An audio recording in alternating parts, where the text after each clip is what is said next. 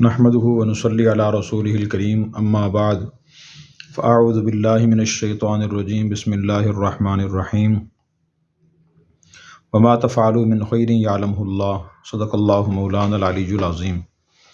اللہ تعالیٰ نے ارشاد فرمایا کہ تم جو بھی نیک کام کرو گے اللہ تعالیٰ کو اس کا علم ہوگا، اور ایک اور آیت میں ہے کہ اللہ تعالیٰ اس کا اچھا بدلہ عطا فرمائیں گے۔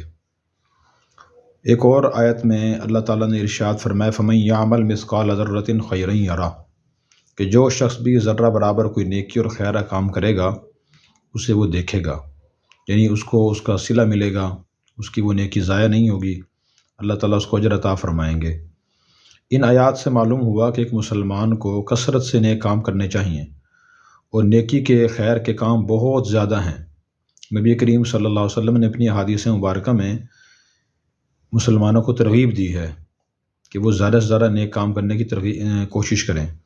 مثلاً ایک حدیث میں ایک صحابی نے پوچھا، ابو جندب رضی اللہ عنہ نے، یا رسول اللہ ای العمل افضل، سب سے افضل کام کون سا ہے؟ تو آپ نے فرمایا کہ الجہاد فی سبیل الایمان باللہ، اللہ پر ایمان لانا۔ انہوں نے پوچھا ثم ایو، پھر کون سا؟ پھر آپ نے فرمایا کہ الجہاد فی سبیلی، اللہ کے راستے میں جہاد کرنا۔ اسی طرح انہوں نے اور کام پوچھے تو آپ نے اور بھی ذرا نیک کام بیان فرمائے۔ ایک اور حدیث میں آپ نے ارشاد فرمایا کہ روزانہ صبح ہر شخص کے جسم کے تمام جوڑوں پر صدقہ لازم ہوتا ہے، یعنی آدمی کی ذمہ داری ہے کہ وہ جسم کے تمام اعضاء کے برابر صدقہ خیرات کرے۔ تو صحابہ نے پوچھا کہ یا رسول اللہ اتنے صدقہ خیرات کون کر سکتا ہے؟ غالباً 360 جوڑ ہیں۔ تو آپ نے ارشاد فرمایا کہ التحلیل صدقہ، لا الہ الا اللہ کہنا بھی صدقہ ہے، والتسبیحۃ صدقہ، اور سبحان اللہ کہنا بھی صدقہ ہے، اللہ اکبر کہنا بھی صدقہ ہے، الحمدللہ کہنا بھی صدقہ ہے۔ اور پھر آپ نے فرمایا کہ اگر آدمی چاشت کے وقت 2 رکعت نماز پڑھ لے تو جسم کے تمام اعضاء کا صدقہ ادا ہو جاتا ہے۔ تو آپ ترغیب دے رہے ہیں کہ صدقہ خیرات آدمی کے ذمہ بہت زیادہ ہے، اور اس کے پھر طریقے ادا کرنے کے یہ ہیں۔ اسی طرح آپ نے یہ بھی ارشاد فرمایا صحابہ کرام کو کہ تم میں ہر شخص صدقہ خیرات کرنے کی کوشش کرے۔ تو صحابی نے پوچھا کہ یا رسول اللہ آدمی کے پاس کچھ نہ ہو پھر کیا کرے، وہ خرچ کرنے کے لیے مال ہی نہ ہو؟ تو پھر آپ نے فرمایا کہ وہ اپنے ہاتھ سے محنت کوشش کرے، کمائے، اور جو آمدن ہو اسے خود بھی استعمال کرے، دوسرے مسلمانوں سے صدقہ خیرات بھی کرے۔ انہوں نے پوچھا کہ یا رسول اللہ اگر کوئی آدمی یہ کام نہ کر سکے تو پھر؟ تو آپ نے فرمایا کہ پھر وہ کسی کو اپنی سواری پہ سوار کر لے، یہ بھی صدقہ ہے، یہ بھی نیکی کام ہے۔ پوچھا کہ یا رسول اللہ اگر یہ کام نہ کر سکے پھر؟ فرمایا کسی کا سامان اپنی سواری پہ سوار کر لے، یہ کسی کو راستہ بتا دے، یہ بھی صدقہ ہے۔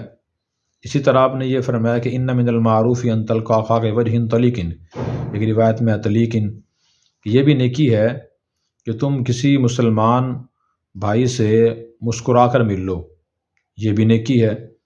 آپ نے فرمایا الدال علی الخیر کفاعل، جو آدمی کسی نیک کام کا راستہ دکھائے تو وہ بھی نیکی کرنے والے کے برابر ثواب رکھتا ہے۔ اسی طرح آپ نے یہ بھی ارشاد فرمایا کہ ایک شخص گرمی کے موسم میں کنویں کے پاس سے گزرا، اسے شدید پیاس لگی ہوئی تھی، اس نے کنویں میں اتر کے پانی پی لیا۔ جب وہ باہر آیا تو اس نے دیکھا کہ کنواں ایک کتا گرمی کی شدت کی وجہ سے ہانپ رہا تھا، پیاس کی وجہ سے، اور گیلی مٹی چاٹ رہا تھا۔ تو اس کے دل میں خیال آیا کہ جیسے مجھے پیاس لگتی ہے، میں جاندار ہوں، یہ بھی ایک جاندار ہے، اسے ہی پیاس لگتی ہے، لیکن یہ خود اتر کے پانی نہیں پی سکتا۔ اس نے اسے پانی پلایا، اللہ تعالیٰ کو اس کا عمل پسند آیا، اللہ تعالیٰ نے اس کی مغفرت فرما دی۔ اسی طرح آپ نے حدیث میں یہ بھی ارشاد فرمایا کہ جب آدمی وضو کرتا ہے اور اپنا چہرہ دھوتا ہے تو اس کی آنکھوں سے جو گناہ ہوئے ہوتے ہیں وہ سب دھل جاتے ہیں۔ جب وہ کلی کرتا ہے تو اس کے منہ کے گناہ دھل جاتے ہیں، جب وہ ہاتھ دھوتا ہے اس کے ہاتھوں کے گناہ دھل جاتے ہیں، جب وہ پاؤں دھوتا ہے تو پاؤں کے گناہ اس کے دھل جاتے ہیں۔ تو آپ نے تسبیح کے، تلاوت کے، صدقہ خیرات کے، کسی مسلمان کی مدد کرنے کے، تعاون کرنے کے، اور اچھی بات بتانے کے فضائل اور فوائد بہت زیادہ بیان فرمائے ہیں۔ تو ان احادیث میں ہمارے لیے 2 سبق ہیں۔ ایک سبق تو یہ ہے کہ جو آپ نے خود بھی ارشاد فرمایا کہ لا تحقرن من المعروف شیئا، کہ تم کسی بھی نیکی کو حقیر و معمولی نہ سمجھو۔ ہمارے ہاں بعض لوگوں کا ذہن یہ ہوتا ہے کہ جو نیک کام میں خود کر رہا ہوں وہ تو بہت اہم ہے، لیکن دوسرے لوگ جو کام کر رہے ہیں وہ یہ تو فضول ہے. یہ فضول نہیں، چلو کم سے کم بہت زیادہ اہم نہیں ہے، وہ آدمی کر سکتا ہے لیکن ضرورت زیادہ اس کی نہیں ہے. مثلا بعض لوگ کہتے ہیں قرآن کی حفظ کرنے کی کیا ضرورت ہے، کوئی ضرورت نہیں ہے. یہ قرآن کریم پڑھنے کی کیا ضرورت ہے، معاذ اللہ نماز پڑھنے کی کیا ضرورت ہے، ہم اس کے حلال کما رہے ہیں، یہ بھی تو فرض ہے. آدمی یہی صرف کر لے تو یہ بھی کافی ہے. دوسرے کاموں کے لوگ نفی کر رہے ہوتے ہیں. اسی طرح جو لوگ عبادت نہیں کرتے وہ کہتے ہیں کہ اصل تو جو ہے نا حقوق العباد ہیں، اپنے حق تو اللہ تعالیٰ خود ہی معاف فرما دیں گے، لیکن جو بندوں کے حقوق ہیں نا وہ آدمی اس میں کوتاہی نہ کرے، اصل وہ ہیں تو ان کو ذرا اہمیت دے. پھر وہ نماز کی، تسبیح کی، تلاوت کی، حج عمرہ کی، ذکر و اذکار کی نفی کر رہے ہوتے ہیں.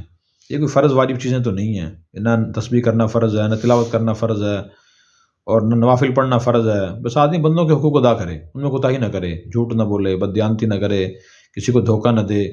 وہ اس طرح نفی کر رہے ہوتے ہیں تو یہ طرز عمل بھی درست نہیں ہے. اسی طرح بعض لوگ صرف عبادتیں مصروف ہو کر اور چیزوں کو بھول جاتے ہیں کہ دیکھیں نماز کتنے فضائل ہیں، درود شریف کے فضائل ہیں، تسبیح کے، تلاوت کے. اگر ہم یہ کرتے رہیں گے تو اللہ تعالیٰ اس کی برکت سے ہماری دنیا کے مسائل بھی سارے حل فرما دیں گے. یہ بات تو ٹھیک ہے، لیکن حق تلفی کرنا بندوں کی یہ بھی غلط ہے.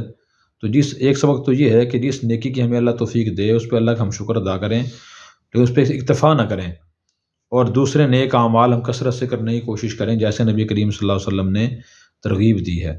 خاص طور پہ جو نیک اعمال ارکان کے درجے کے ہیں اور فرائض کے درجے کے ہیں، واجبات کے درجے کے ہیں، پھر جو سنت اعمال ہیں ان میں ہم اضافہ کرنے کی مسلسل کوشش کرتے رہیں. اور دوسرا یہ کہ ہم دوسرے نیکی کرنے والوں کو حقیر نہ سمجھیں. اب یہ جو لوگ حقیر سمجھ رہے ہوتے ہیں ان میں بعض لوگ دیندار بھی ہوتے ہیں، وہ کہتے ہیں دعا کرنے سے کیا ہوتا ہے، کچھ بھی نہیں ہوتا. اگر دعا کرنے سے سب کچھ ہو جاتا تو اللہ کے نبی جنگ کیوں کرتے، جہاد کیوں کرتے. اب یہ جملہ غلط ہے. یہ کہنا چاہیے کہ دعا کرنا بھی ضروری ہے، اس کے ساتھ جس کام کے لیے عملی کوشش کر سکتے ہیں کوشش بھی کرنی چاہیے. تو دعا کی تو حضور نے بڑی فضیلت بیان فرمائی ہے، الدعاء سلاح المؤمن، کہ دعا مومن کا ہتھیار ہے. اللہ تعالیٰ نے ارشاد فرمایا ادعوا ربکم، اپنے رب کو تم پکارو، ادعونی استجب لکم، تم مجھے پکارو میں تمہاری دعا قبول کروں گا. تو دعا کی شرائط ہیں، دعا کی تو ترغیب ہے، البتہ اس پہ اتفاق کر لینا، محنت کوشش نہ کرنا یہ غلطی ہے. اس کی ہمیں اصلاح کرنی چاہیے، اس کی ترغیب دینی چاہیے.